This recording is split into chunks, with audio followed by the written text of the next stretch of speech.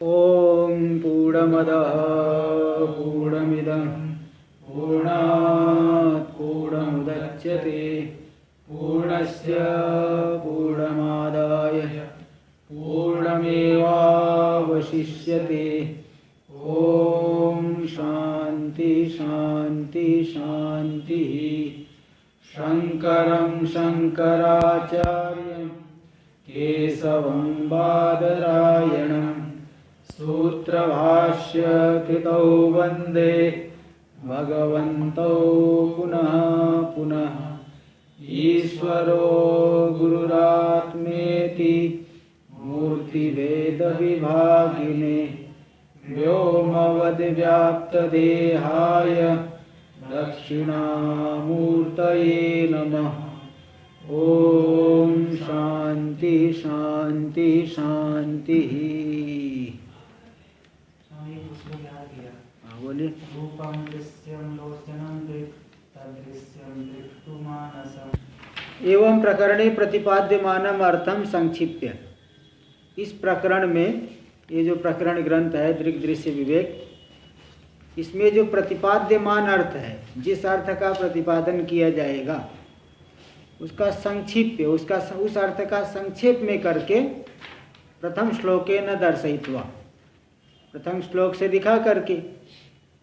इदानीं प्रथम श्लोकस्य प्रथम पादेन दर्शितम अर्थम द्वितीय श्लोकेन स्पष्टयति। अब क्या कर रहे हैं कि प्रथम श्लोक के जो प्रथम पाद आया, रूपम दृश्यम लोचनम दृक्, रूप तो क्या है? दृश्य है, और उसका देखने वाला कौन है?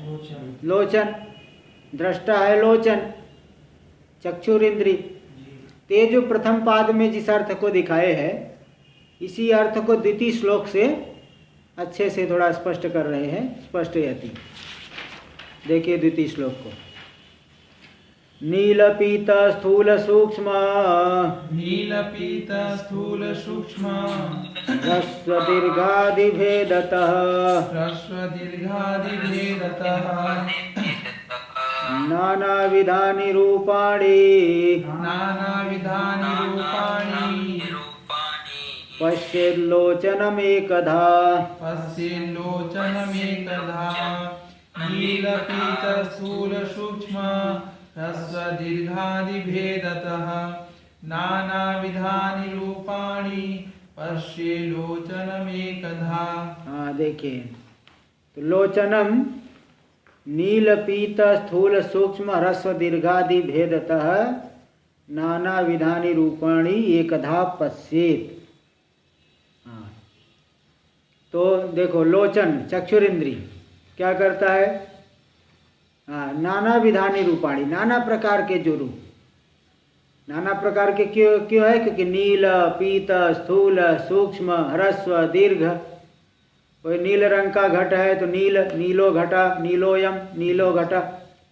पीत पीतम वस्त्रम, स्थूलम, स्थूलम वस्तु, सूक्ष्म वस्तु, ह्रस्वम दीर्घम आदि भेद से नाना प्रकार के रूपों को जो है देखता है।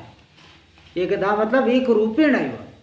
ऐसा नहीं कि नील को देखने के लिए नील हो गया, पीत को देखने के लिए लक चक्षु पीत हो गई। चक्षु तो एक जैसी ही रहती है, लेकिन एक रूप रह करके ही नाना प्रकार के रूपों की को देखती है। इसलिए जितने भी रूप है सब हो गए दृश्य, और लोचन हो गए दृष्टा, दृक्। देखो दिखा रहे दृश्यत्व दृक्तयोर नानात्व एकत्व हेतुकत्वात्।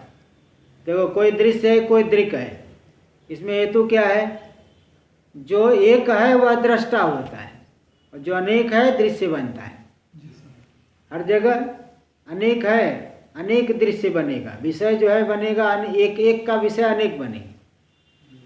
है तो इसलिए दृक् दृश्यत्व दृक्तयोर नानात्व एकत्व हेतुकत्वात्। दृश्यत्व किम हेतुक होता है? नानात्व हेतुकत्व, हेतुक।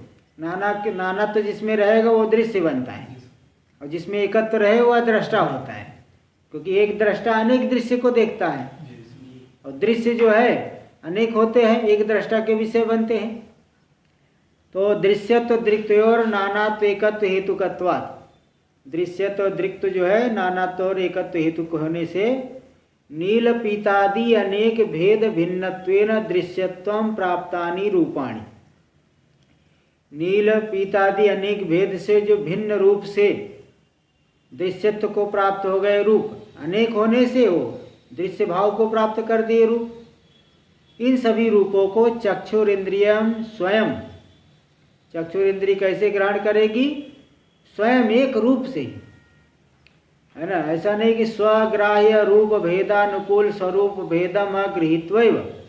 देखो एकधा पश्यत, एकधा पश्यत का अर्थ कर रहे हैं कि ग्राह्य तो रूप अनेक प्रकार का है। स्वग्राह्य रूप भेद, स्व यानी चक्षुरिंद्रिय, उसके द्वारा ग्राह्य कौन है? रूप भेद। तो रूप है, रूप में किन किन एक है क्या? अनेक है भेद। रूप भेद के अनुकूल स्वरूप भेद को अग्रहण करके ही, ऐसा नहीं कि रूप भेद को देखने, नील को देखने के लिए नील रूप से चक्षु का ज्ञान होगा, पीत को देखने के लिए चक्षु का पीत रूप से ज्ञान होगा, ऐसा नहीं है। स्वग्राह्य जो रूप भेद है, उस रूप भेद के अनुकूल स्वरूप भेद को नहीं ग्रहण करके एक रूप से ही, एक रूपेण एवं पश्येत, भेद को नहीं ग्रहण करके एक रूप से ही देखती है, यानी बदलती नहीं चक्षु, चक्षु तो एक ही रहती है। पश्येत मतलब गृहणीयात। अतएव अस्य दृक्त्वम स्यात्, क्योंकि वह एक रूप है, एक ही है, इसलिए वह दृक् हो गए, और जो अनेक है वह दृश्य बन गए। अतएव अस्य दृक्त्वम स्यादिति भाव, इसीलिए चक्षु में क्या रह गया? दृक्त्व, दृष्टित्व रह गया। एवं प्रथम श्लोकस्य द्वितीय पादोक्तम अर्थम स्फुटीकुर्वन्, जो प्रथम श्लोक का द्वितीय पाद आया, तदृश्यम दृक्तु मानसम, वह चक्षु भी दृश्य बन जाएगी। दृष्टा कौन है? मन। मन के द्वारा जो है चक्षु का भी हम संकल्प विकल्प करते हैं, उसका निश्चय करते हैं। तो तदृश्यम दृक्तु मानसम, ये जो द्वितीय पाद में कहा गया, प्रथम श्लोक के द्वितीय पाद में कहे गए अर्थ का स्पष्टीकरण करते हुए, स्पष्टीकुर्वन् चक्षुरिंद्रिये प्रदर्शित न्यायम श्रोत्रादिंद्रिये स्वपि अतिदिशति। चक्षुरिंद्रिय में जो युक्ति दिखाई गई, जो नियम दिखाया गया, जो युक्ति बताई गई, श्रोत्रादि इंद्रियों में भी उसी का अतिदेश कर रहे हैं। अतिदेश क्या है? अन्यस्य धर्मस्य अन्यस्मिन् आरोपणम्। हाँ, अन्यस्य धर्मस्य अन्यस्मिन् आरोपणम् अतिदेशः। अन्य के इधर चक्षु में जो बात है वही वहाँ भी अन्य श्रोत्रादि में भी है, इसी का अतिदेश कर रहे हैं। तृतीय श्लोक। आंधमांद्य पटुत्वेषु नेत्र धर्मेषु चैकधा संकल्पयेत् मनः श्रोत्र त्वगादौ योज्यतामिदम् आंद्यमांद्य पटुत्वेषु नेत्रधर्मेषु चैकधा संकल्पयेन् मनः श्रोत्र त्वगादौ योज्यतामिदम्।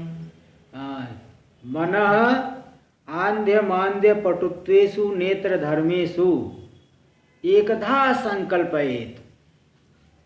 मन जो है आंध्य मांद्य पटुत्व आदि नेत्र के धर्मों में एक प्रकार से ही संकल्प करता है, एक रूप होकर के। ऐसा नहीं कि अपने में भेद को ग्रहण करके, अंधत्व को ग्रहण करने, अंध चक्षु में जिस चक्षु से नहीं दिखता अंधी हो गई, जिस चक्षु से थोड़ा सा कम दिखता उसमें क्या रहेगी? मांद्य, मंदता।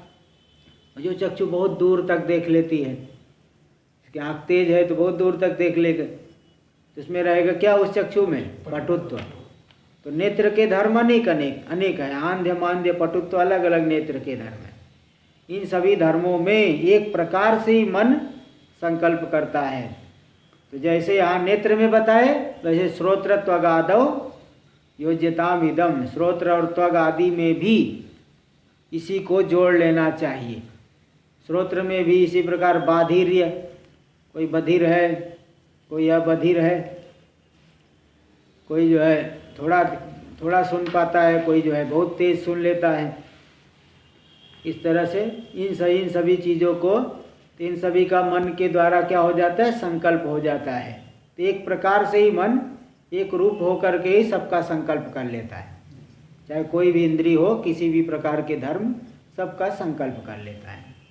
टीका हम देखिए आंध्यमिति। आंध्य किसे कहते हैं? आंध्य मतलब अंधता। अंधस्य भावयति आंध्यम। क्या प्रत्यय हो गया आंध्य में? अड़ हो गया? अड़ नहीं होता, शय शय। गुणवचन ब्राह्मणादिभ्य कर्मणि च सूत्र से शय हो जाएगा। अंधस्य भावयति आंध्यम, आदि वृद्धि हो जाती है। आंध्यम नाम, आंध्य किसे कहते हैं? नाम शब्द प्रसिद्धि अर्थ, आंध्य इस अर्थ में प्रसिद्ध है। किस अर्थ में?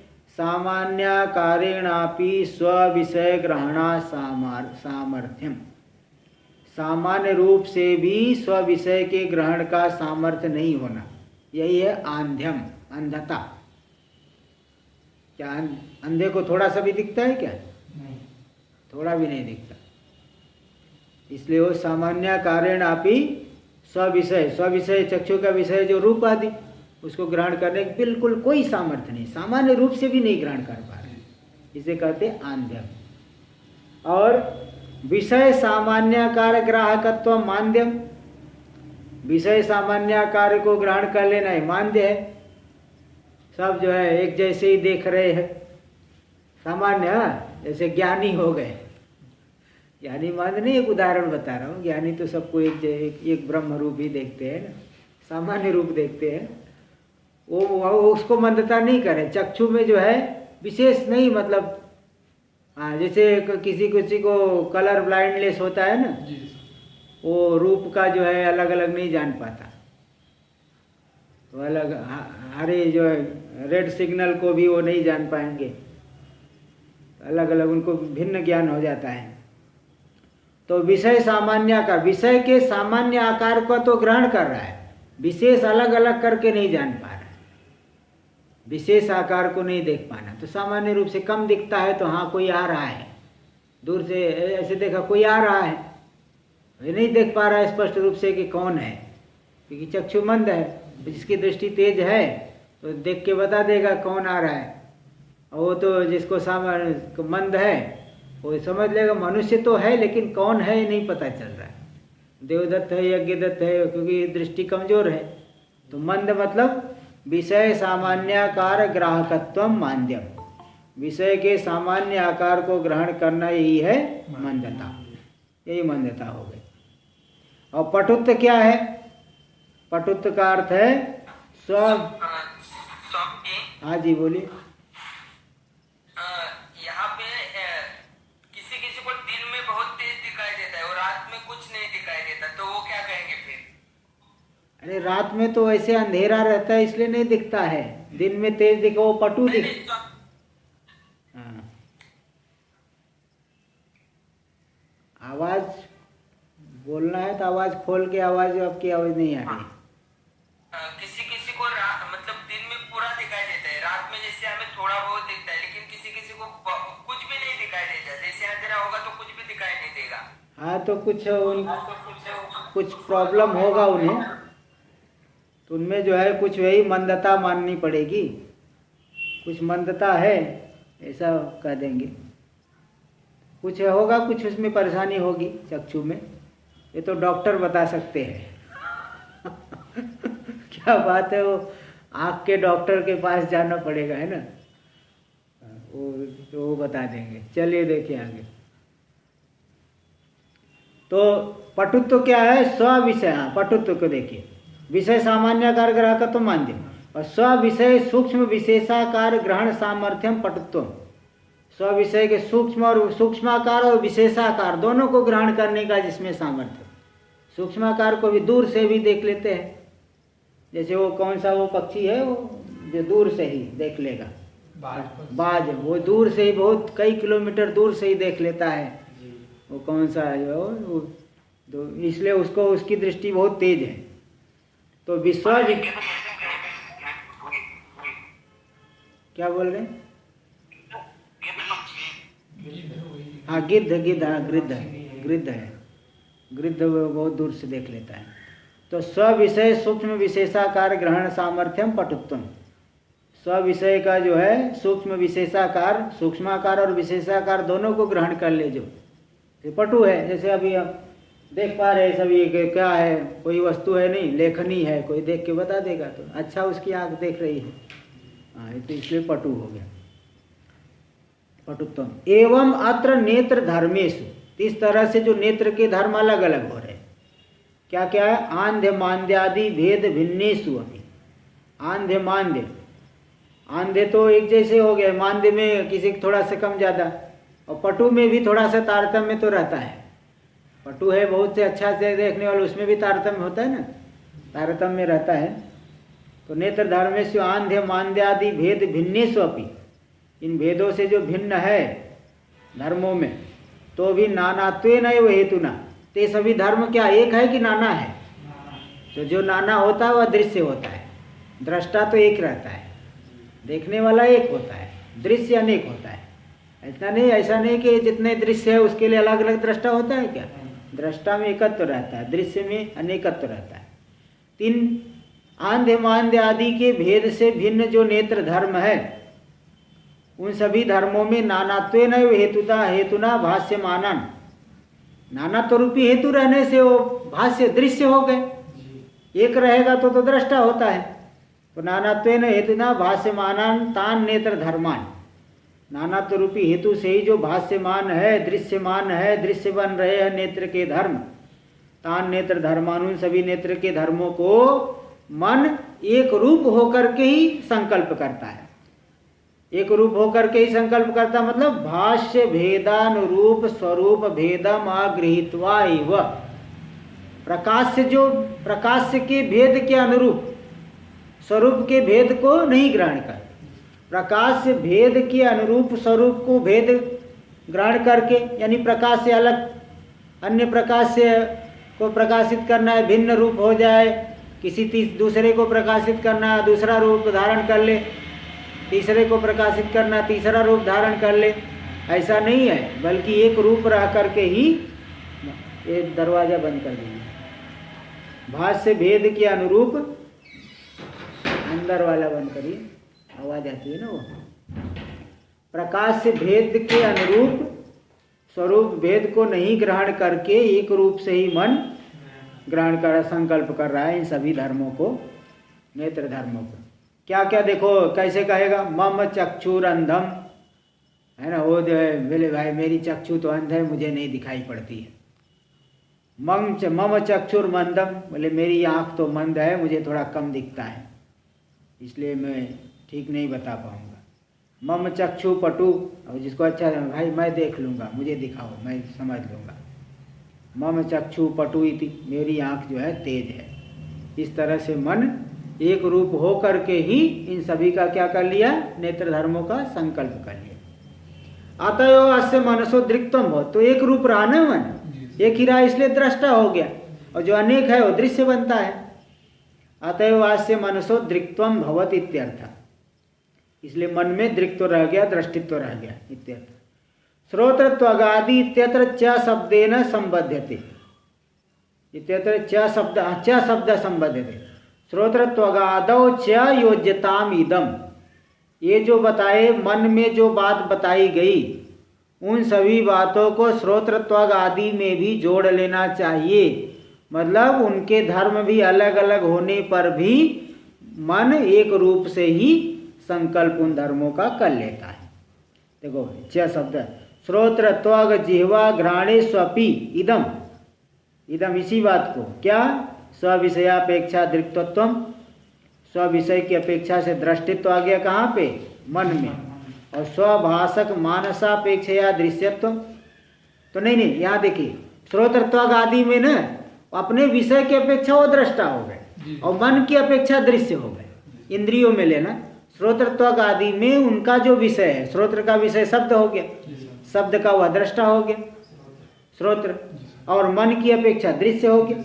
इसलिए श्रोत्रत्वग जिह्वा घ्राणेष्वपि इदम, यही जोड़ लेना चाहिए। क्या जोड़ लेना चाहिए, जो पहले श्लोक में बताई, स्विषयापेक्षया दृक्त्वम स्वभाषक मानसापेक्षया दृश्यत्वम, अपने अपने विषय की अपेक्षा उनमें दृष्टित्व आएगा, दृक्त्व आएगा, और अपने भाषक जो मानस मन की अपेक्षा से वो दृश्यत्व आ गया यथोचितम।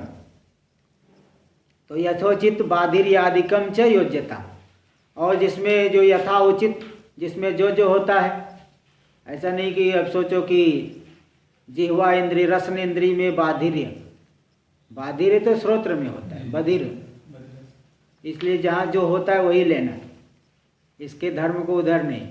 जैसे अंधत्व चक्षु में होता है, श्रोत्र में नहीं, और श्रोत्र में बाधिर्य होता है, मंदत्व तो रहेगा, पटुत्व रहेगा, पटुत्व भी रहता है। और जीवा रसनेन्द्रिय में वो जो है जड़ता आ गई, वो रस का ग्रहण नहीं कर पाएगी। ऐसे अलग अलग धर्म होते हैं इंद्रियों के। तो ये यथोचितम बाधिर्यादिकम च योज्यतम, यथोचित जो बाधिर्यादि बधिरत्व, बधिरस्य भावयति बधिर, बहरा हो गया, कान से नहीं सुनाई, श्रोत्र से नहीं सुनाई पड़ रहा है, जैसे बाधिर्यादि को भी यथा उचित जिस इंद्रिय में जो होता है उन सभी का दृष्टा मन है, ये सब जोड़ लेना चाहिए। योज्यता में नहीं, उह्यताम इत्यर्थ, कल्पना कर लेनी चाहिए, जोड़ लेनी चाहिए।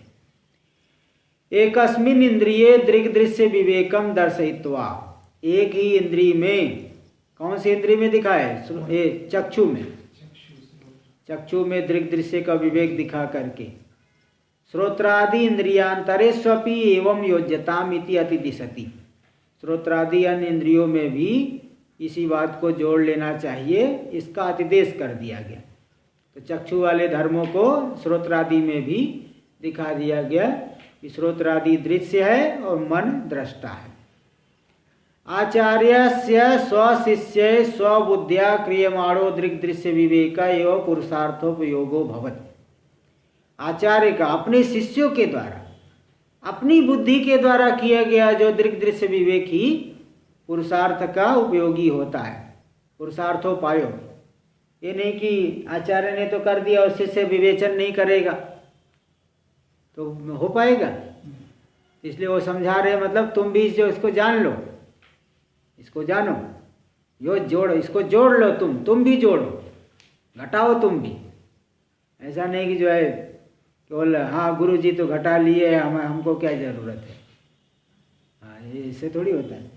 कोई कहे कि मेरे पिताजी तो खूब घी खाई है, मुझे क्या क्या ज़रूरत है घी खाने की। तो भाई पहलवान बनना है तो तुम्हें खाना पड़ेगा, पिताजी के करने से नहीं होगा। ऐसे ही आपको भी विवेचन करके वहाँ स्वरूप में स्थित होना है, स्वयं अपनी बुद्धि से जो है इसी क्रम से, जो ये तो दिग्दर्शन कर दिया आचार्य, उसी दिग्दर्शन के आधार पे स्वयं भी दृग्दृश्य विवेक कर लेना है। आचार्य से स्वशिष्य ही स्वविद्या क्रियमाणो, अपनी अपनी बुद्धि का, अपनी बुद्धि के द्वारा किया जाने वाला दृग्दृश्य विवेक एवं पुरुषार्थोपायो भवत, यही पुरुषार्थ का, मुक्ति का उपाय बनता है इति अभिप्राय, ये तात्पर्य। इसलिए कह दिए योज्यतामिदम, इसको अन्य इंद्रियों में भी तुम जोड़ लो, ऐसा कहते नहीं, अन्य इंद्रियों में भी जोड़ लो, तो अन्य भी वहाँ पे भी अपनी बुद्धि से विवेचन करो आप, ते जो है अभिप्राय है। प्रथम श्लोकस्य उत्तरार्धे, प्रथम श्लोक के ही उत्तरार्ध में दृश्याधिवृत्तया साक्षी दृगेव न तो दृश्यते, साक्षी तो दृष्टा ही है। उत्तरार्ध में साक्षी दृगेव इत्यंतेन ग्रंथेन, साक्षी तो दृष्टा ही है, यहाँ तक के ग्रंथ के द्वारा प्रदर्शितम अर्थम विशदयति, जिस अर्थ का प्रदर्शन किया गया उसका स्पष्टीकरण कर रहे चौथे श्लोक में, चतुर्थ श्लोक। काम संकल्प संदेहो, काम संकल्प संदेहो, श्रद्धा श्रद्धे धृति तरे, श्रद्धा श्रद्धे धृति तरे, ह्रीर धीर भीरित्येत इत्योमादीन, ह्रीर धीर भीरित्येवमादीन, भासयत्ते कदाचितिः, भासयत्ते कदाचितिः, कामः संकल्प संदेहो, श्रद्धा श्रद्धे धृति तरे, ह्रीर धीर भीरित्येवमादीन, भासयत्ते कदाचितिः। कामः संकल्प संदेह श्रद्धा अश्रद्धा धृति इतरे, और अन्य जो धर्म है, ह्री काम यानी कामना, इच्छा, संकल्प यानी शोभन, संकल्प या बहुत अच्छा है संकल्प किया, संदेह यानी संशय, द्विकटु ज्ञान, स्थाणुर्वा नवा पुरुषो वा नवा। श्रद्धा, श्रद्धा यानी आस्तिक की बुद्धि, अश्रद्धा, श्रद्धा का भाव, धृति यानी धैर्य, और इतरे अन्य जो भी है। रीर, धीर, भीर, री यानी लज्जा, धी यानी बुद्धि, निश्चय, भी यानी भय, इत्येवम आदीन, इन सभी धर्मों को है भासयत्ते कदाचिति, चिति यानी चैतन्य, चैतन्य जो है एक प्रकार से इन सभी धर्मों को प्रकाशन करता है। चैतन्य सभी धर्मों का प्रकाशन करता है। इस तरह से कुल मिला के कहा जाए तो साक्षी दृगेव, साक्षी तो सबका दृष्टा ही है और कभी दृश्य ही सभी धर्मों का प्रकाशन कर रहे हैं। मन इसका दृश्य हो गया स्वामी जी। हैं? मन इसका दृश्य हो गया। हाँ, मन तो साक्षी का बुद्धि वृत्तियाँ दृश्य, दृश्य हो गया ना। उत्तरार्ध में दृश्याधिवृत्तय, बुद्धि की वृत्तियाँ दृश्य है, साक्षी दृष्टा ही है। तो साक्षी जो है चिति चैतन्य एक रूप से ही इन सभी धर्मों को, बुद्धि के धर्मों को प्रकाशित कर रहा है, इसलिए साक्षी दृष्टा ही है। देखिए टीका में दे रहे हैं, रज्जु अज्ञानाद आरोपितान सर्पादीन, रज्जु के अज्ञान से आरोपित जो सर्पादि है वह उससे भिन्न है क्या? नहीं है। रज्जु रिव, उसका जो है रज्जु जैसे अधिष्ठान है, रज्जु में ही कल्पित है। इसी प्रकार स्वज्ञाना स्वस्मिन आरोपितान, स्व के अज्ञान से स्व में जो आरोपित है, आरोपित धर्म है कौन कौन से? काम, संकल्पो, विचिकित्सा, काम हो गया कामना मतलब इच्छा, संकल्प शोभन बुद्धि, विचिकित्सा यानी संशय, श्रद्धा यानी आस्तिक की बुद्धि, श्रद्धा का मतलब था आस्तिक की बुद्धि, श्रद्ध यानी आस्तिक की बुद्धि, श्रद्धाति इति श्रद्धा, आस्तिक की बुद्धि को उत्पन्न करने वाली हो गई श्रद्धा, श्रद्ध यानी आस्तिक की बुद्धि, श्रद्धाति इति श्रद्धा, आस्तिक की बुद्धि, अश्रद्धा यानी श्रद्धा का भाव, धृति यानी धैर्य, अधृति यानी धैर्य का भाव, रीर यानी लज्जा, धी यानी निश्चयात्मिका वृत्ति, भी यानी भय, इत्येतत् सर्वं मन एव, ये सभी के सभी मन ही है। ऐतरेय आरण्यक में और भी बहुत से आए हैं, ये तो बृहदारण्यक उपनिषद में ये मंत्र आया है। काम, संकल्पो, विचिकित्सा, श्रद्धा, श्रद्धा, धृति, अधृति, हीर, धीर, रीर, धीर, भीर, इत्येतत् सर्वं मन एव, ये बृहदारण्यक का है।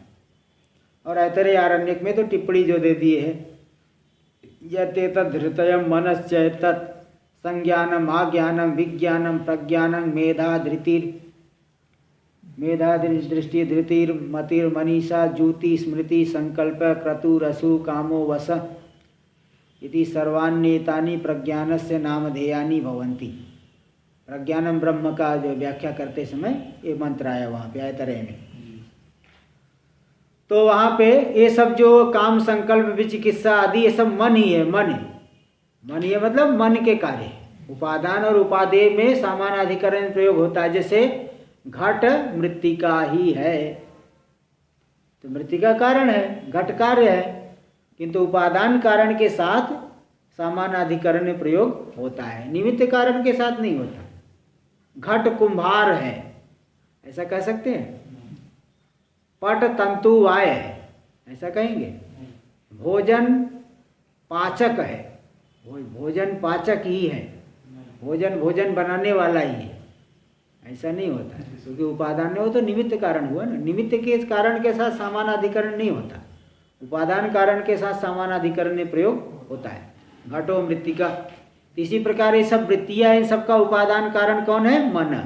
इत्येतत् सर्वं मन एव, तो उपादान कारण होने से सामानाधिकरण प्रयोग हो गया।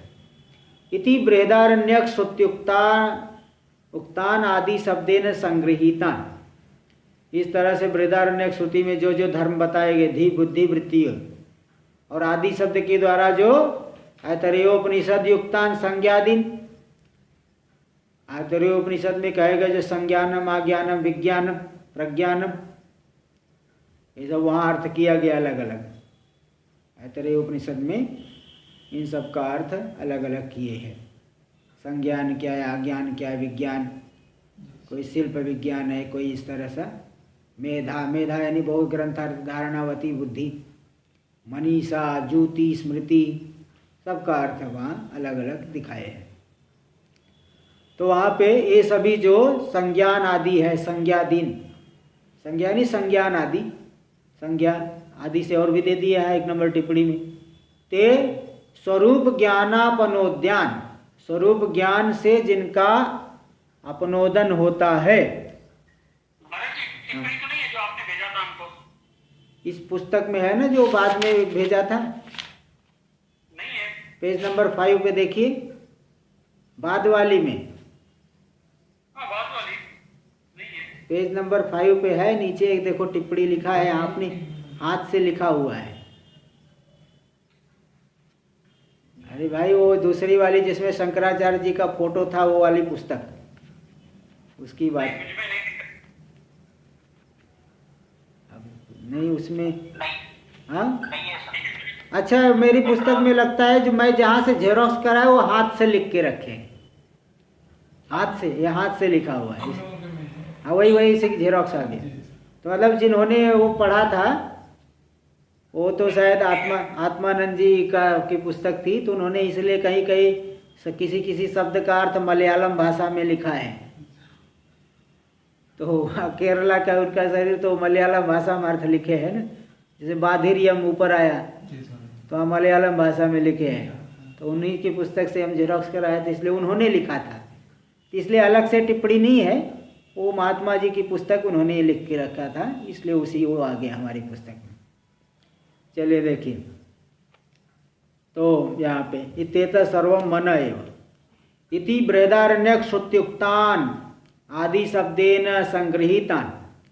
बृहदारण्यक श्रुति में जो कहेगा आदि शब्द से जिनका संग्रह कर लेना है, संज्ञान, आज्ञान, विज्ञान, प्रज्ञान, मेधा आदि को। ऐतरेयोपनिषद में जो कहे गए है, ते स्वरूप ज्ञानापनोद्यान, स्वरूप ज्ञान के द्वारा इनका अपनोदन होता है। इन सब अलग अलग का स्वरूप ज्ञान से अपनोदन, निवारण, उनका बाद हो जाता है। प्रज्ञानम ब्रह्म, प्रज्ञान तो ब्रह्म ही है, अलग अलग वृत्ति को लेके प्रज्ञान चेतन का ही नाम है, ये सब चेतन का ही नाम है, बिना जड़ के। क्योंकि देखिए जैसे रूप ज्ञान हुआ, तो बिना जो है रूपाकार वृत्ति में अगर चैतन्य प्रतिफलित ना हो तो ज्ञान होगा? वृत्ति तो जड़ है, बिना जो है चैतन्य के प्रकाशन नहीं होता। इसलिए जब प्रज्ञानम ब्रह्म कह रहे थे, यानी प्रज्ञान ब्रह्म ही, अलग अलग ये वृत्ति नहीं बल्कि वो ब्रह्म ही है। तो स्वरूप ज्ञान के द्वारा जिनका अपनोदन होता है, तो ये सभी ऐसे जो एतान सर्वान अपि अंतःकरण वृत्ति विशेषान, जो है जो अंतःकरण वृत्ति विशेष है, हाँ अपनोदन मतलब अपनोदन है नहीं, उनका बाध हो जाता है, अपनोदन उनको निवारण होता है, स्वरूप ज्ञान से बाधित हो जाते हैं। अलग अलग नहीं बल्कि वो तो चैतन्य ही है सब। तो सर्वान एतान सर्वान अपि अंतःकरण वृत्ति विशेषान, जो अंतःकरण की वृत्ति विशेष है, स्वगत आदि भेद रहे सच्चिदानंद लक्षण ब्रह्मा भिन्न। महाराज जी, हाँ जी बोलिए। महाराज वाणी की वृत्ति को इसमें क्यों नहीं इंक्लूड किया गया? वाणी की वृत्ति को, हाँ, ये तो धी वृत्ति को ले रहे हैं ना, धी वृत्ति को, वो पहले ही बता दे, वाणी वाला तो आ गया, उसी को ले लेना। अलग से जो श्रोत्रत्वग आदि वो सब आदि पद ये है ना। वैसे क्या है कि वाणी जो है कर्मेंद्रीय है। यहाँ वही पूछ रहा हूँ कि अगर मान लो क्रोध होता है, क्रोध एक ऐसा विषय काम से उत्पन्न होता है, तो क्रोध तो नहीं, क्रोध तो अंतःकरण की वृत्ति में आ गई ना। कभी जाता है। नहीं, क्रोध तो, एक मिनट, क्रोध तो अंतःकरण की वृत्ति में आ गई। उनको देखो श्रुति में जो है कुछ को दे दिया, बाकी सब उपलक्षण विधेय ले लिया जाएगा। क्रोध तो अंतःकरण वृत्ति में, उसी में ले दृश्या धी वृत्तया, तो बुद्धि वृत्ति ही क्रोध है। कामना में विघ्न पड़ा तो क्रोध आ गया, तो कामना से ही ले लीजिए उसी को। देखो इंद्रियों की बात आई तो कर्मेंद्रियों में से तो ये मालूम होता है, लेकिन ज्ञानेंद्रियों से तो मालूम हो रहा है, लेकिन कर्मेंद्रियों में भी दिखता है कि हाथ में पटक रहा, क्रोध आ रहा है, हाँ वो ठीक, कर रहा है। हाँ वो उनको भी ले लेना है भाई, उनको भी लेना है, उन सभी को भी उपलक्षण विधेय ले लेना है। क्या है कि कर्मेंद्रियों को इसलिए नहीं लिए विशेष रूप से दिखाए क्योंकि कर्मेंद्रीय दृष्टा है ऐसा नहीं कह सकते, और ज्ञान इंद्रियों को दृष्टा रूप से क्योंकि रूप का प्रकाशन इंद्रिय के द्वारा हो रहा है। कर्मेंद्रिया तो विशेष रूप से कर्म करती है, ज्ञान इंद्रिया क्या है उस विषय का उनके माध्यम से प्रकाशन होता है। इसलिए कर्म इंद्रियों को दृष्टा रूप से कि हाथ पटक रहा हो हाथ हो गया दृष्टा, पैर पटक रहा हो पैर दृष्टा, ऐसा दृष्टा कोई नहीं कहेगा, इसलिए कर्म इंद्रियों को नहीं दिया गया है। लेकिन तो मन तो जानता है हाथ पैर पटक रहा है। हाँ नहीं, वो मन, इसलिए मन को ले लीजिए, वो कर्म इंद्रिया दृश्य बन गए, मन दृष्टा हो गया, लेकिन कर्म इंद्रिया स्वयं दृष्टा बनेंगी ऐसा नहीं कर सकते क्योंकि वो ज्ञान की उत्पत्ति नहीं करती, इसलिए ऐसा। चलिए देखिए आगे। तो यहाँ पे स्वगत आदि भेद रहित ये सभी की सभी जो अंतःकरण वृत्ति विशेष है, इन सभी वृत्ति विशेषों को कौन प्रकाशित करता है? चैतन्य। चैतन्य जो साक्षी है, चैतन्य कैसा है? स्वगत आदि भेद रहित सच्चिदानंद लक्षण ब्रह्मा भिन्न कूटस्थ प्रत्यग रूपा सर्वसाक्षिणी चिति। देखो चिति का अर्थ है दिखा दिए, चैतन्य। कौन सा चैतन्य? जो स्वगत आदि भेद से रहित है। 3 प्रकार के भेद है, स्वगत भेद, सजाति भेद और विजाति भेद। इसमें श्लोक आ गया है जो वृक्ष से स्वगतो भेद पत्र पुष्प फलादि भी वृक्षांतरात सजातीयो विजातीय शिलादितः। वृक्ष का स्वगत भेद किसको लेकर के होता है? पत्र पुष्प फल आदि को लेकर के स्वगत भेद माना जाता है। पत्र अलग है, पुष्प अलग है, भले वृक्ष एक ही है तो भी पत्र पुष्प अलग अलग है, तो स्वगत भेद हो गया। और सजाति भेद किससे लिया जाएगा? वृक्षांतर से, दूसरे वृक्ष से सजाति भेद हो गया। विजाति भेद हो गया पत्थर आदि से, शिला आदि से। तो ये जो है 3 भेद तो संसार के पदार्थों में होते हैं, लेकिन चैतन्य में ऐसा 3 भेद, स्वगत सजाति विजाति। स्वगत भेद क्यों नहीं है चैतन्य में? क्योंकि निरवयव है। सजाति भेद क्यों नहीं है? क्योंकि एक ही तो आत्मा है, 2 थोड़ी आत्मा, एक ही आत्मा है, अद्वितीय आत्मा। विजाति भेद क्यों नहीं है? क्योंकि जड़ जितना है सब कल्पित है, कल्पित को लेकर के अधिष्ठान में 2 नहीं हो जाता। सर्प को लेकर के रस्सी 2 नहीं हो जाएगी, एक रस्सी और एक सर्प। सर्प ही रस्सी, रस्सी सर्प रूप में दिख रही है, इसलिए ज्ञान होगा तो सर्प बाधित हो जाता है। इसलिए कल्पित पदार्थ को लेकर के अधिष्ठान में द्वैत नहीं होता। इसलिए चैतन्य जो कि स्वगत सजाति और विजाति तीनों भेदों से रहित है, ऐसा जो सच्चिदानंद रूपी जो ब्रह्म, उस ब्रह्म से अभिन्न जो कूटस्थ प्रत्यक, जो सर्वांतर है, कूटस्थ एक रूप है, उस प्रत्यक रूपा जो सर्व साक्षिणी चिति, जो सभी का साक्षी है, सभी को साक्षी मतलब साक्षात पश्यति साक्षी, साक्षात जो देखने वाली है। साक्षात, साक्षी शब्द का निपातन किया गया सिद्धांत में। साक्षात द्रष्टरी संज्ञायाम एक सूत्र है, सिद्धांत में आएगा, साक्षात द्रष्टरी संज्ञायाम। तो साक्षात शब्द से इन्हीं प्रत्यय हो करके टी भाग लोप होकर के साक्षी बन जाएगा। साक्षी, पुल्लिंग में साक्षी, स्त्रीलिंग में साक्षिणी। तो साक्षात देखने वाली यानी वृत्ति व्यवधान के बिना जो देख रही है, वृत्ति व्यवधान से नहीं, जो साक्षात देख रही है ना। हाँ, जैसे देखिए रूप का प्रकाशन, रूप का प्रकाशन होगा तो हाँ प्रमाता तो वृत्ति के माध्यम से जानेगा ना। जो प्रमाता जीव है सभी को किसके द्वारा जानेगा? वृत्ति के द्वारा। लेकिन जो साक्षी है सभी का प्रकाशन कैसे कर रहा है? बिना किसी वृत्ति व्यवधान के। अंतःकरण को जानने के लिए क्या? अंतःकरण की वृत्ति के माध्यम से। अंतःकरण को अंतःकरण की वृत्ति के माध्यम से नहीं जानेगा, बल्कि साक्षात देख रहा है, बिना वृत्ति व्यवधान के ही देख रहा है, इसलिए उसे साक्षी कहते हैं। अंतःकरण की वृत्ति के लिए अंतःकरण की वृत्ति नहीं मानते ना। तो साक्षात साक्षी, आपके अंदर कोई संकल्प हुआ, कुछ ज्ञान हुआ, तो साक्षी प्रकाशन नहीं कर रहा है। कैसे प्रकाशन? वृत्ति के द्वारा कर रहा है क्या? साक्षात, वृत्ति व्यवधान के बिना जो कर रहा है, इसलिए उसे साक्षी कहते हैं। साक्षात पश्यति इति साक्षी। तो जो कूटस्थ प्रत्यग रूपा सर्वसाक्षिणी चिति है, एक था, एक रूप, ऐसा नहीं कि अलग अलग विषय को पर प्रकाशन करने के लिए स्वयं अलग अलग नहीं हो जाएगी, एक रूप हो करके ही वह प्रकाशित कर रही, इसलिए वह साक्षी तो दृग ही है, दृष्टा ही है। विकार कारणाभावात, उसमें विकार का कोई कारण नहीं है, कोई विकार नहीं कर सकता, इसलिए स्वभाष्या वस्तु विकारानुरूपम स्वगत विकारम अंतरेणापि, उसके द्वारा जो प्रकाशित हो रहे हैं जो भी बुद्धि वृत्ति, तो स्वप्रकाश से अवस्तुभूत जो विकार, अवस्तु जितने विकार सब वो मिथ्या है, अंतःकरण की वृत्तियां भी क्या यथार्थ है क्या? अवस्तुभूत विकार के अनुरूप स्वगत विकारम अंतरेणापि, उस विकार के अनुरूप स्व में साक्षी में कोई विकार नहीं हो करके भी एक रूपेण एवं प्रकाशित, एक रूप से ही प्रकाशित हो कर रही है, इसलिए वह साक्षी दृग ही है, दृश्य नहीं है। इति यावत, इसलिए एकधा चिति भासयति, ऐसा श्लोक चतुर्थ श्लोक में आ गया। इंद्रिय मनसोर उक्त न्यायेन, इंद्रिय और मन में उक्त न्याय से उक्त लक्षणाया चितेरपि दृश्यत्वम स्यात्, जैसे इंद्रिया जो है अपने अपने विषयों को लेकर के दृष्टा हो गई और मन की अपेक्षा से दृश्य हो गई, ऐसे मन जो है इंद्रियों को लेकर के दृष्टा हो गया, इंद्रियों का प्रकाश, इंद्रियों का प्रकाशन कर रहा है, जान रहा है, इंद्रियों का संकल्प कर रहा है, तो मन हो गया दृष्टा और साक्षी की अपेक्षा दृश्य हो गया। अब बोले साक्षी में भी ऐसा मानो, मन की अपेक्षा वह दृष्टा हो गया और किसी और की अपेक्षा दृश्य बन जाए, तो वही बात शंका कर रहे हैं।